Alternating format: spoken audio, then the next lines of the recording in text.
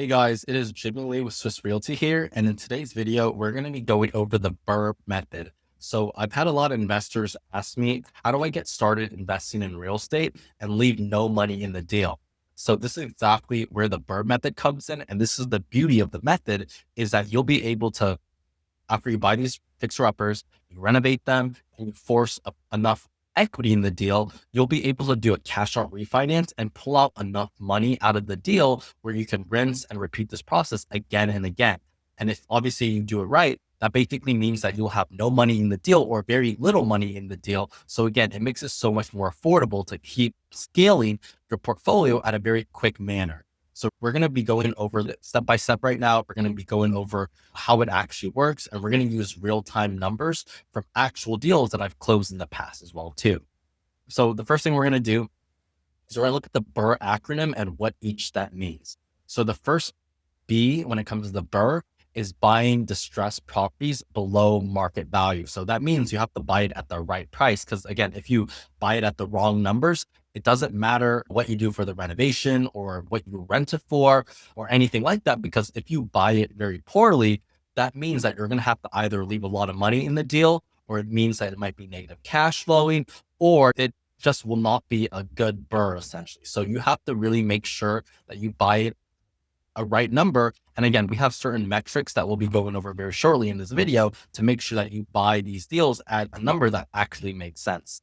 Next up is renovating the property. So when it comes to renovating the property, you're going to want to do a investor grade renovation. So what that means is you're going to use durable finishes, tenant friendly finishes, things that will last a very long time, even with tenants living there for years on end. So again, when it comes to renovations, you want to make sure to stay within like the neighborhood standard based on what the comps are showing you. And then after you renovate it, and let's say everything is ready, you're good to go, then you want to place the tenant and start collecting income. After you've placed the tenant and you're starting to get rental income, that's when you can officially start the cash out refinance process. When you do a cash out refinance, your lender will typically give you 75% LTV of the new ARV value. And after that, after you get the cash out from the refinance, you'll be able to repeat the process again and start looking for your next deal. So that is exactly how the BRRRR method works in a very easy to read manner. So as you can see right here, we have an example deal. Again, let's say hypothetically purchase price is $75,000. Let's say renovation is $30,000. So purchase plus renovation is roughly $105,000. Let's say the ARV is $150,000 for the new ARV after you finish renovating it. So again, as you can see, 105 and 150. So there's significant equity in this deal. So that's a really good deal. And then after you do the cash out refinance for 75% of the 150, which is the new ARV, that means you'll be able to pull out $112,500. And let's say after everything, your cash left in this deal is $500. I know you might be asking like how, but you had 105, but there's 112 here. How does that make sense? Obviously, I'm sure the other costs that doesn't show right here, it's going to be like holding costs, closing fees, all that stuff. So that doesn't show right here, but let's say hypothetically, after everything's accounted for, you leave $500 in this BRRRR deal. That shows that it's a really good deal. Again, $500 for owning one rental property. That's an incredible deal. Okay. So that's a really good BRRRR deal. So first step is buying right. So really quickly, so there's a thing called the 70% rule. So that's like the ARV times 70% minus the renovation cost. And that's going to be your max offer price. I want to let you know that this is very subjective. So here in Columbus, Ohio, I'll be super honest with you, finding something that hits the 70% rule, it's going to be very difficult. Reason why is because number one, Columbus, Ohio is very competitive. There are people that will buy stuff at the 80% rule, 85% rule. So right now, Columbus, Ohio is not one of those markets where you can easily find deals that meet this rule. Again, so to be super honest with you, it varies market to market. So I will let you know here in Columbus, you probably will have to leave definitely some money in the BRRRR deals, but again, it's going to be more of a partial BRRRR. Okay. But again, to find deals that hit the 70% rule, again, it depends on the market, but here in Columbus, it's going to be very difficult. I would say if you're okay with the 80% rule, 85% rule, that might be much more realistic here in Columbus, Ohio. Next up is the ARV. So that's going to be after repair value. That's going to be what the property is worth after you finish renovating. So let's say for this example, ARV is 150, renovation is $30,000. Essentially, you're going to do 150, which is the ARV times 70%, obviously, which is where it comes from the 70% rule. That means 105. 105 minus $30,000 for renovation. That's going to be 75,000 for your max offer. So with that said, what this rule hypothetically means is that you should not be paying more than 75K for this one property. And the 70% margin that accounts for your holding costs, closing costs, and gives you enough room to obviously be able to pull out pretty much all the money in the deal so you can have a clean BRRRR. And then obviously you have to make sure that you double check your ARV, because again, if you do not use the correct ARVs and your ARV is wrong, that basically will mess up all your numbers. So ARV accuracy is super, super important. I cannot stress that enough.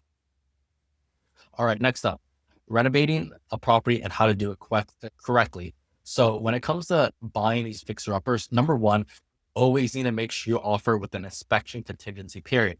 I will say I would never recommend taking off the inspection contingency period unless you are a veteran or you know what you're getting yourself into. Again, there's a lot of risk if you take off your contingency period. So again, always make sure to offer with this contingency period. Super important.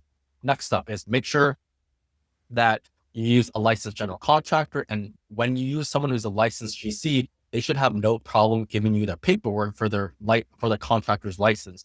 Some contractors actually will not send you the paperwork. If they do not send you their licensed paperwork from the city of Columbus, Ohio, I'm going to be honest with you, you should not be using them, because again, that just shows that they're either not licensed or they're lying to you or they have something to lose. So it just means that they do not want to be held accountable for their work. So if they cannot give you their paperwork, do not work with them.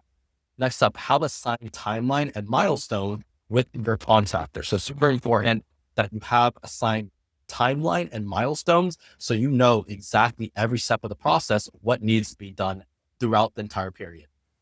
And then next up, do not provide any payment upfront until work is completed. Essentially, if you pay your contractors, I just want to let you know that they can run off with the money after the work is completed. So you do not want to provide any payment until you can verify the work is 100% completed.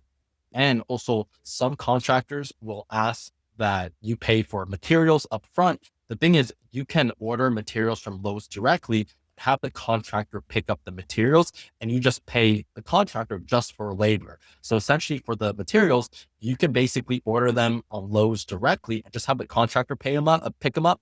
And essentially that just makes it so much more smoother. And again, there's no upfront payment. You would be paying Lowe's directly and you just have the contractor pick up the materials. Obviously that means a little bit more work on your end. But again, if that means you stayed safe and obviously you're not getting taken advantage of, I would strongly recommend that. Next up is understanding that any payment that you will ever send a contractor is gone forever and will never come back. So I'll be super honest with you, your chances of getting payment from a contractor after he's taken advantage of you, it's going to be near basically impossible. If your contractor has the money, there's no other way to get it other than litigation. And essentially litigation is going to be very costly. And I'll be honest, most of the time it doesn't work, especially if the contractor just doesn't have the money anymore. So essentially it's going to be very difficult. So to be super honest with you, any payment that you will ever send to a contractor, consider it gone forever. So that's why you have to 100% make sure the work is completed to your satisfaction before you send any payment. Okay. Then very lastly, you need to make sure to have checks and balances. So that means you should have boots on the ground checking the work completed, whether that's your property manager or me or someone else or a project manager, someone that can actually confirm that the work is being completed. And also they need to understand renovations, because if they don't understand renovations, then essentially it doesn't matter if you have boots on the ground. They don't even know what to look for essentially. So essentially you need to make sure that work is being completed satisfactory before you set any payment. Super, super important. All right. Next up is once the rehab is done, then you're going to place a tenant. So with this, after you finish the renovation, you're going to put a tenant in and you're going to start renting it out. For out-of-state investors, I always recommend getting a property manager. So obviously it's called investing for a reason, as in you should not be taking tenant calls. You should not be dealing with tenant issues. You should not be talking to the tenant. If you are doing all that, then that's essentially another job. And I'm going to be honest with you, if you're a real estate investor, you don't want another job. Okay. So essentially, I always recommend getting a PM. And again, do not try to save that 8 to 10% gross rents. It's just not worth it just for the headache. Okay. So always recommend getting a property manager. That's a non-negotiable in my opinion. So the thing is, it depends on your financing, but if you are using a hard money loan or cash, you can do the cash out refinance anytime you want. But if you're using conventional financing or something that's traditional financing, you will typically have to wait 6 months of seasoning before you can do the refi. So again, it just depends on what type of financing that you're using. However, most lenders will lend up to 75% of the LTV or of the appraised value. Okay. So I just want to let you know 75%, that's the general rule of thumb here. So again, here's the full deal math for our example, just so you can really understand everything. Let's say that purchase price is $75,000, and let's say holding costs. And obviously what I mean by holding costs is it's going to be your mortgage, it's going to be your utilities, it's going to be, let's say, staging, or not staging, it's going to be in utilities, it's going to be anything that basically comes up, or it's going to be your closing costs for the refinance, pretty much everything else that is outside of the purchase and the renovation that involves holding the property. You're essentially going to be incurring these fees, obviously. So obviously, let's say roughly $8,000. So after everything, your total cash in the deal, 75,000 plus 30,000 plus $8,000, your total cash in the deal is $113,000. So let's say the property appraises at $150,000. That means at a 75% LTV, you get $112,500 back. And obviously, as you had from your total cash in the deal, $113,000 total in the deal. So that means that 113 minus 112, which is again, $112,500. That's essentially what you got from the cash out refinance. That means you essentially have $500 left in the deal. So again, this is an incredible deal here in Columbus, Ohio. And if I saw a deal like this, I would snatch it up in a second, just because again, it's such an amazing deal. You're essentially buying a rental property for $500 down payment. That's absolutely insane. Okay. So again, that's the beauty of the BRRRR method right there.